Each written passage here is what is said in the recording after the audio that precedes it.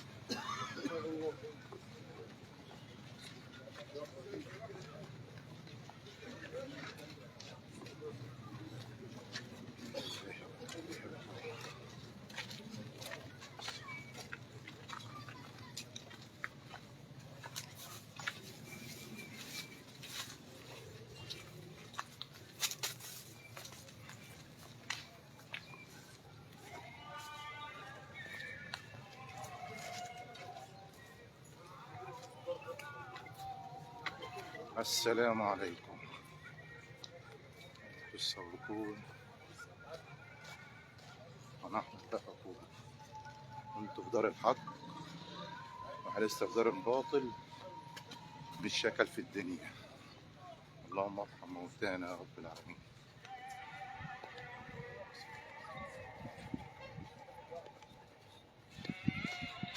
ملاف من الناحية التانية.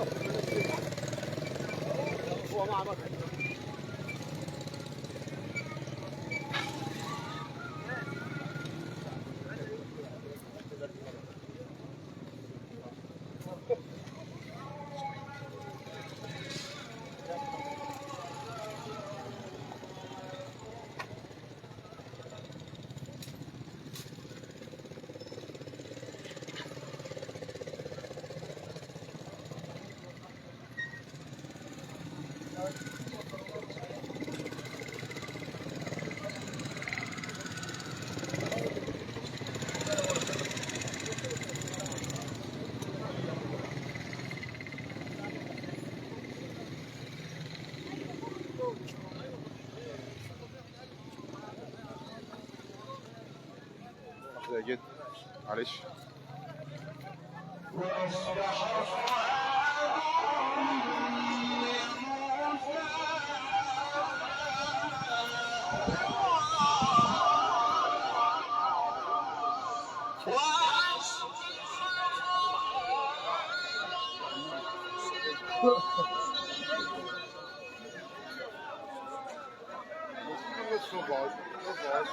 لا نروح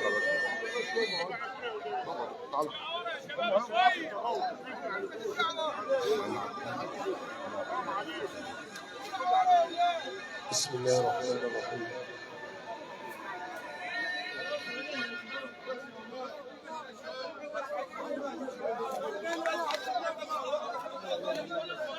مش لازم يرجع ورا، يقعد. إنا لله وإنا إليه راجعون. قلت يلا يا جماعة لا تختلفوا، ما تختلفوش يا جماعة كده غلط، ما تختلفوش يا جماعة. يلا خش يا عم رمضان.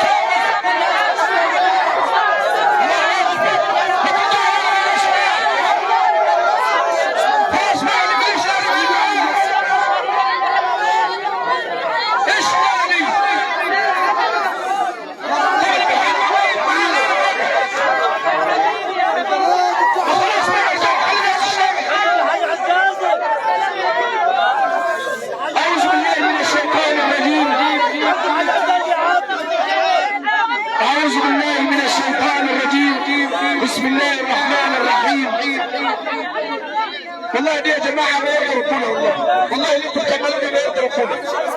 ما توسعوا يا جماعه بدل الله.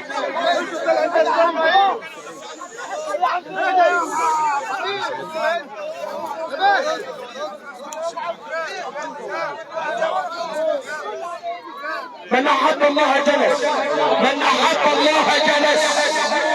ما حدش بيحب ربنا يا اخي.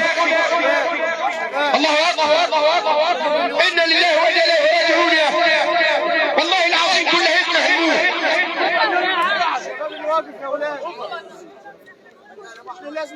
اعوذ بالله من الشيطان الرجيم. بسم الله الرحمن الرحيم. بسم الله خير الاسماء. بسم الله الذي لا يضر مع اسمه شيء في الارض ولا في السماء. بسم الله يستفتح به كل كتاب ويصدر به كل خطاب، وكل شيء لا يبدأ فيه ببسم الله فهو أبتر. بسم الله الرحمن الرحيم. الحمد لله رب العالمين، نحمده حمدا يليق بجلال وجهه وعظيم سلطانه، فهو أهل الحمد والثناء والمجد والعطاء والعلو والكبرياء. له الحمد في الأولى والآخرة وله الحكم وإليه ترجعون. تاني، له الحمد في الأولى والآخرة وله الحكم وإليه ترجعون.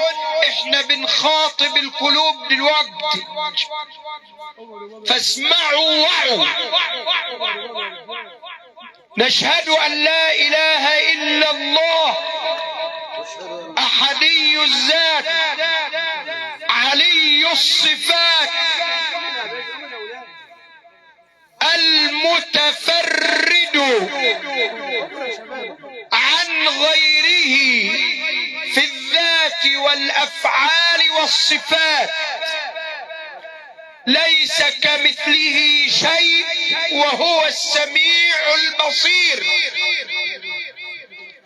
ونشهد أن لا إله إلا الله وحده لا شريك له، له الملك وبيده الأمر، يحيي ويميت وهو حي دائم الحياة لا يموت. كتب لنفسه البقاء وحكم على من سواه وعداه بالموت والفناء، فقال عز من قائل: كل نفس ذائقة الموت. فقالت الملائكة: لسنا أنفس ولكننا أرواح، يعني مش هيموتوا. الملائكة بيقولوا مش هنموت. فنزل قول الله تعالى: كل من عليها فان ويبقى وجه ربك ذو الجلال والإكرام. فقالت الملائكة: لسنا عليها، يعني احنا مش عايشين على الأرض ولكننا في السماء، يعني مش هيلحقنا الموت. فينزل القول الفصل من الملك سبحانه فيقول: كل شيء هالك إلا وجهه، له الحكم وإليه ترجعون. هنا تخر الملائكة سجدا ويقولون: سبحانك ربنا ما عبدناك حق عبادتك. مش قالوا احنا ما عشناش كتير، ولا عمرنا كتير ولا طولنا فيها، لا، قالوا ما عبدناك حق عبادتك لأننا ما خلقنا إلا لعبادة الله، وما خلقت الجن والإنس إلا ليعبدون.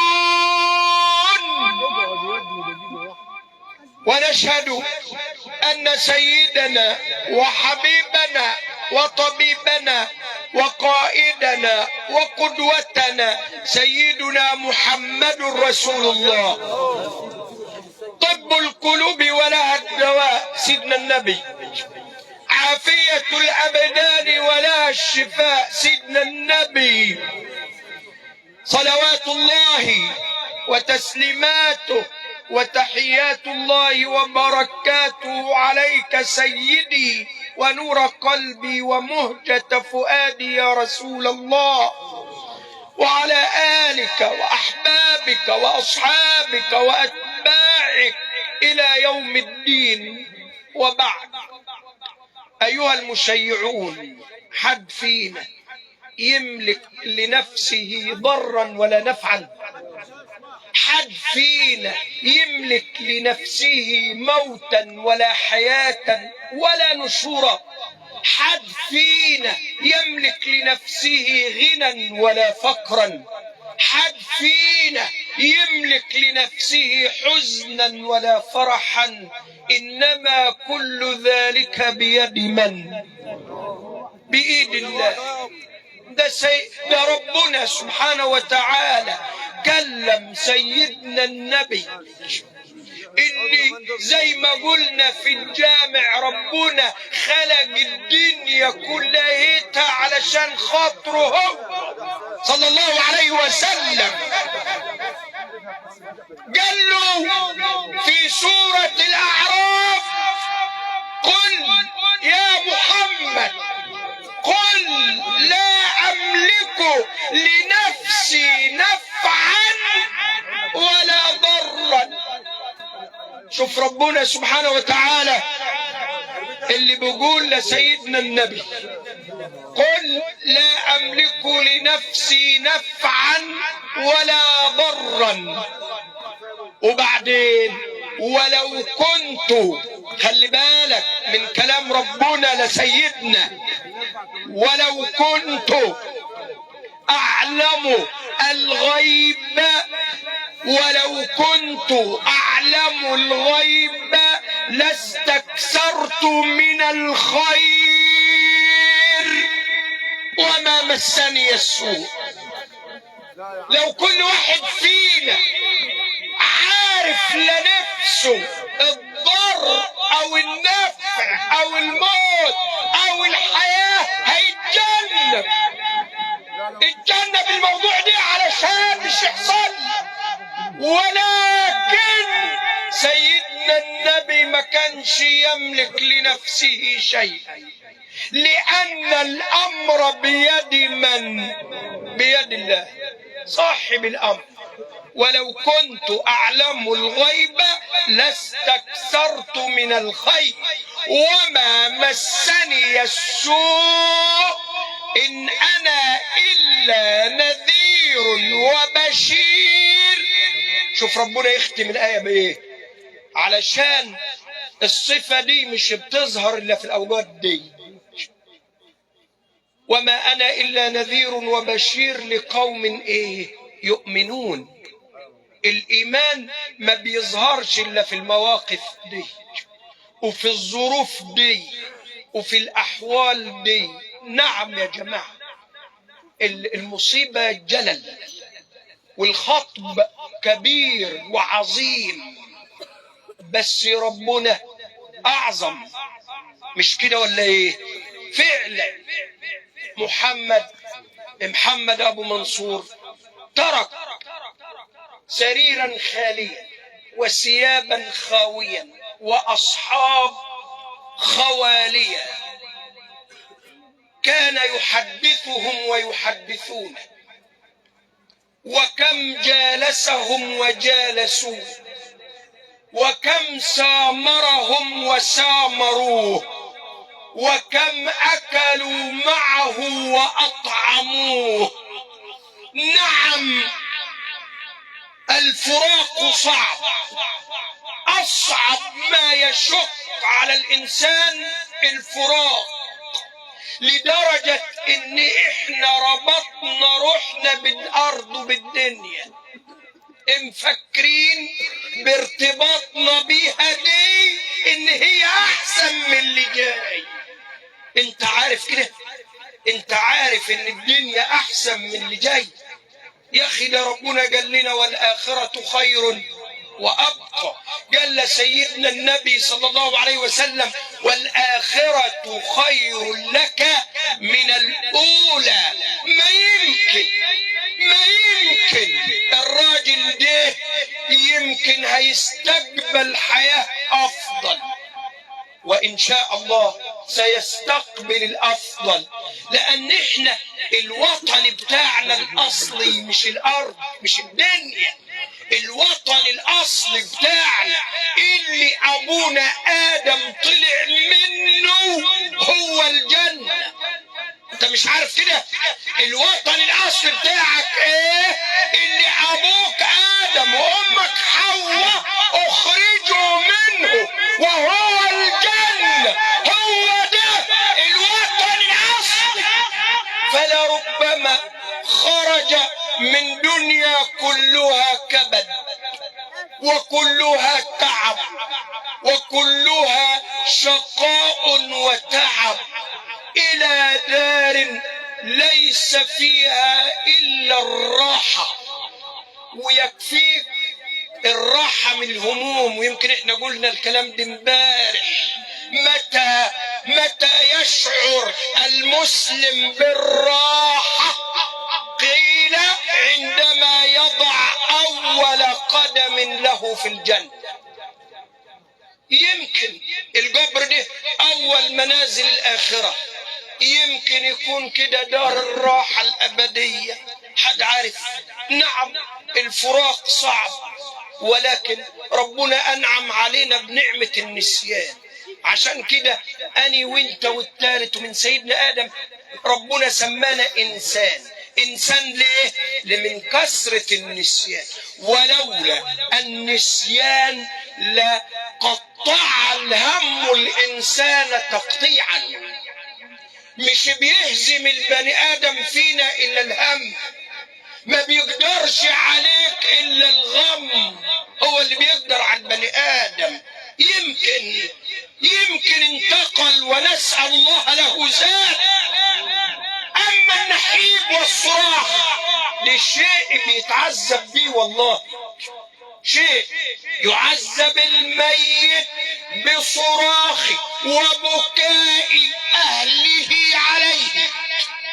مين عايزه يتعذب بقى؟ اللي عايزه يتعذب وعايز القبر يضيق عليه يصوت ويصرخ. فربنا أنعم علينا بنعمة النسيان، ولولا النسيان لأكلنا الهم وقطعنا تقطيعا. أي حاجة في الكون ابتولد صغيرة ثم تكبر. أنا انولدت صغير وكبرت، وانت إلا شيء واحد، يولد كبير ثم يصغر، وهو المصيبة جزاءها من عند الله وقت ما تنزل عليه. إنما الصبر عند الصدمة الأولى. لا يسعنا ولا يسعه ولا يصل إليه الآن إلا الدعاء والرجاء من الكبير المتعال. فنتوجه إلى الله عز وجل في هذا الوقت، وقت الغافلين ده اللي بين المغرب والعشاء ده، تتفتح فيه أبواب السماوات وتستجاب فيه الدعوات وتتحقق فيه الرجوات. لا يسعه إلا دعائنا، فنتوجه إلى الله عز وجل ونحن على وضوء، فنتوجه إليه بأكف ندية وقلوب صفية، سائلين إياه بأسمائه الحسنى وصفاته العلى، قائلين اللهم يا رحمن يا رحيم، يا حنان يا منان، يا بديع السماوات والأرض، يا مالك الملك، يا ذا الجلال والكمال والإكرام والعزة التي لا ترام، يا واحدا في ملكه ما له ثان.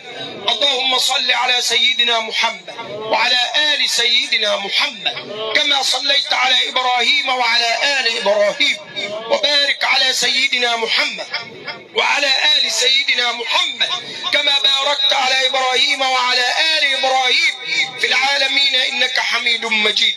اللهم إننا جئنا شفعاء في أخينا محمد منصور، فاقبل شفاعتنا فيه يا رب العالمين. اللهم اجعل خطواتنا ودعواتنا ورجواتنا في سجل حسناته يا أكرم الأكرمين.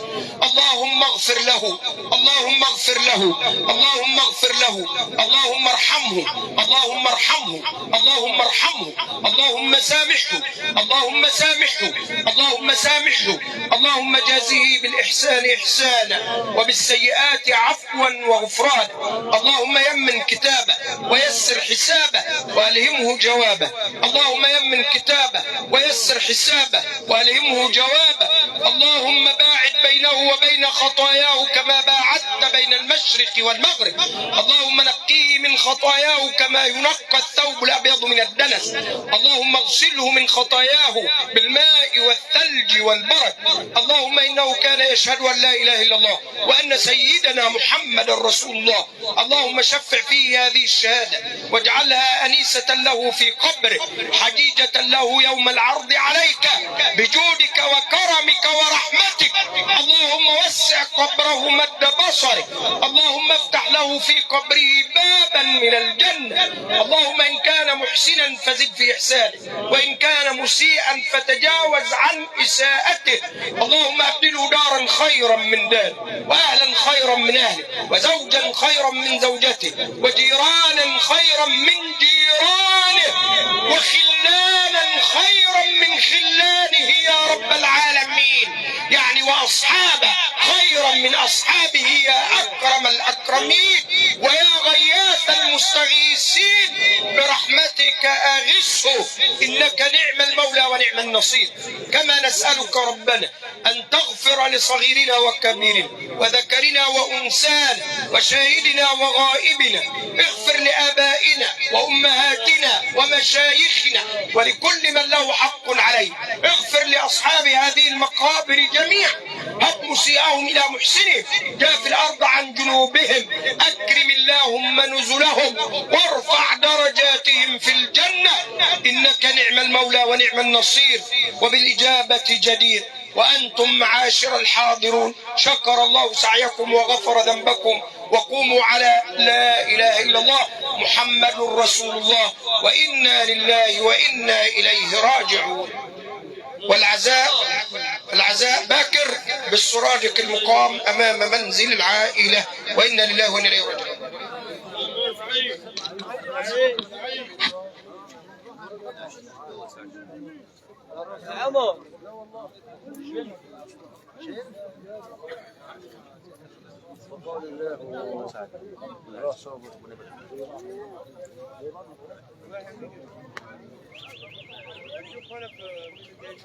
إنا لله وإنا إليه راجعون. إنا لله وإنا إليه راجعون. البقاء والدوام لله وحده. العزاء غدا إن شاء الله أمام منزل العائلة. والسلام عليكم ورحمة الله وبركاته.